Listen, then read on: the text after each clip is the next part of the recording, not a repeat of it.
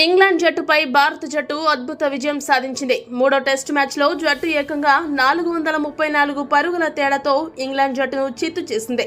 ఫలితంగా ఈ సిరీస్లో భారత జట్టు 2-1 తేడాతో ఆధిక్యంలోకి దూసుకెళ్లింది.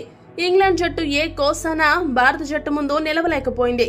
తమ జట్టులో ఎక్కడెక్కడ లోపాలున్నాయో చెబుతూ అవే తమ ఓటమికి కారణమని చెప్పుకొచ్చాడు ఇంగ్లాండ్ జట్టు captain Ben Stokes. Ben Stokes మాట్లాడుతూ ఏమన్నాడంటే, మా జట్టు తరపున బెన్ డకెట్ అద్భుతమైన ఇన్నింగ్స్ ఆడాడు. నిజంగా అతడి ఇన్నింగ్స్ అసాధ్యమైనది. మొత్తం మా ఇన్నింగ్స్ కొనసాగుతున్నంతసేపు మేము ఆ తరహాలో బ్యాటింగ్ చేసి ఉంటే పరిస్థితి మరోలా ఉండేది. అవకాశాలను అందిపుచ్చుకోవడంలో మేము విఫలమయ్యాము. ఒక్కోసారి మ్యాచ్ కోసం మేము వేసిన ప్రణాళికలు అమలు చేయడానికి అవకాశం ఉండదు. ఈ మ్యాచ్ లో అలాంటి పరిస్థితి ఎదురైంది. మేము వేసుకున్న ప్లాన్లను అమలు చేయడంలో ఫెయిల్ అయ్యాము.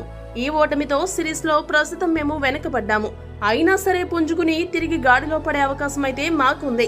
ఈ మ్యాచ్ లో ఫలితాన్ని మేము పూర్తిగా పక్కన పెట్టి తర్వాత 2 మ్యాచ్లలో ఏం చేయాలన్న దానిపై దృష్టి పెట్టాలని అనుకుంటున్నాము. మిగతా 2 మ్యాచ్లలో గెలిచి సిరీస్ లో విజయం సాధించే ప్రయత్నం కూడా చేయాలన్నదే మా ప్రణాళిక. ఇక టీమిండియాలో జైస్వాల్ ఆట తీరు నన్ను ఎంతగానో ఆకట్టుకుంది. అతడు దూకుడైన బ్యాటింగ్ నాకెంతగానో నచ్చింది. అతడి బ్యాటింగ్ అప్రోచ్ చూశాక మా బజ్బాల్ విధానంలో కొన్ని మార్పులు చేయాలని భావిస్తున్నానని చెప్పుకొచ్చాడు.